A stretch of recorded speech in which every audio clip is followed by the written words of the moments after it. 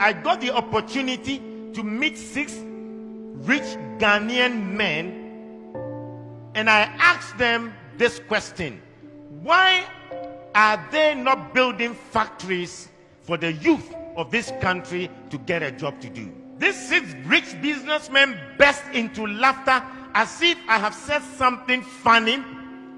Then one said, the people shouting, no food, no jobs are all thieves. The writer said, I said, really? I was shocked.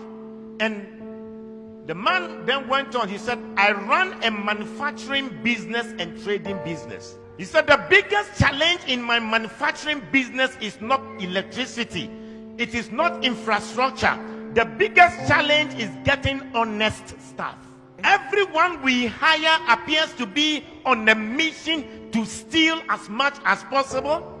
They will inflate invoices, recording less than the actual number of units produced. The worst part of it all is that all the fraud we have uncovered is not done by a single person. It is usually many staff who collude with each other, from the production line to sales to finance and even to top management. The businessman said, there was a year I overhauled management 3 times. I now use Indian expatriate management. So competent, so honest, and so straightforward.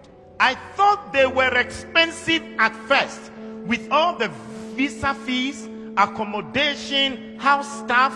But now that the losses due to staff theft have been reduced to a minimum and efficiency increased, the Indian management has turned out to be cheaper than the previous African Ghanaian management. Now all sensitive positions involving money go to Indians. Africans are only allowed in non-sensitive positions.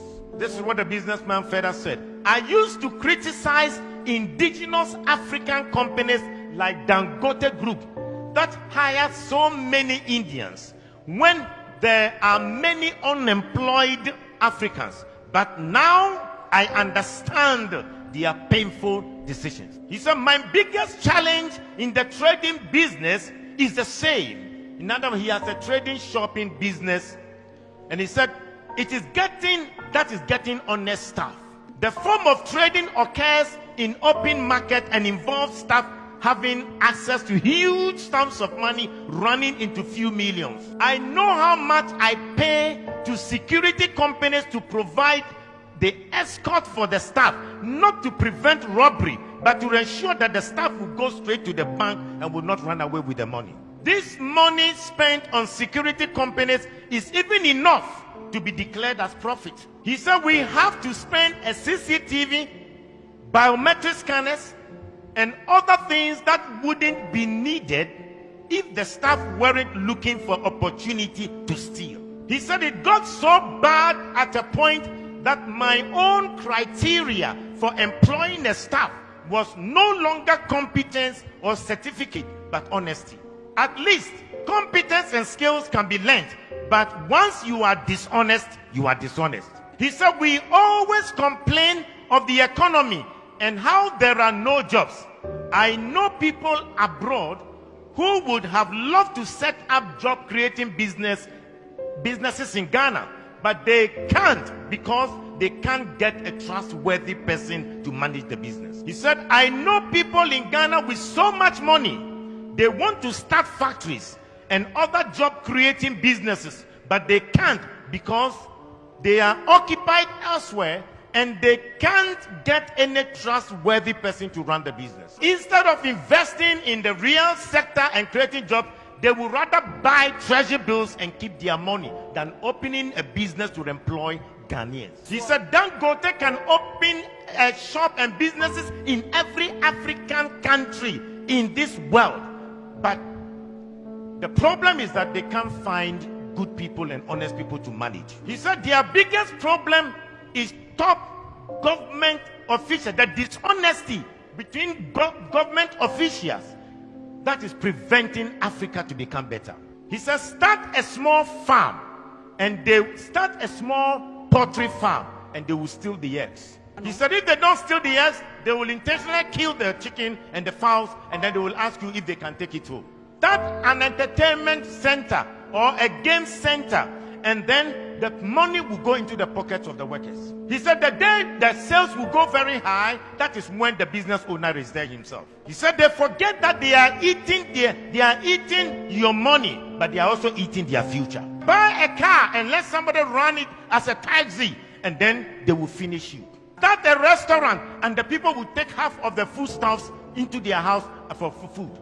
He said even the small business shop, the small kiosk in town people will still find a way to steal from the shop owners. The worst thing that happens is that they will make this code that that every person eats from where he works. They will justify the stealing. He said, I usually say the reason most Ghanaians haven't stolen billions of money is that they haven't gotten the opportunity. How can a businessman say that he managed his company and the Ghanaians he employed were running down the company? And they would rather prefer Indians to be top managers. And these Indians are managers that they are honest, they are straightforward. The Indians are not Christians. But most companies in Africa have trusted them because they can run their companies very well. 70% of the population are Christians here in Ghana. 17% or 16% are Muslim. You put that together, over 92% of the people in Ghana are religious. So you ask yourself the question, what is the use of going to church? What is the use of their being religious? And yet Hindus who are not Christians are more straightforward and honest to sustain a business than the people who come to church on a Sunday. We are our own enemies. The businessman said, you wonder why there are no jobs? The people you meet them on the streets, if they are asking for a job, you employ them today. Tomorrow they will run your company down. You employ members from your church and they will destroy your business for you. We are the Judases, betraying one another. We are our own. We are. Wow.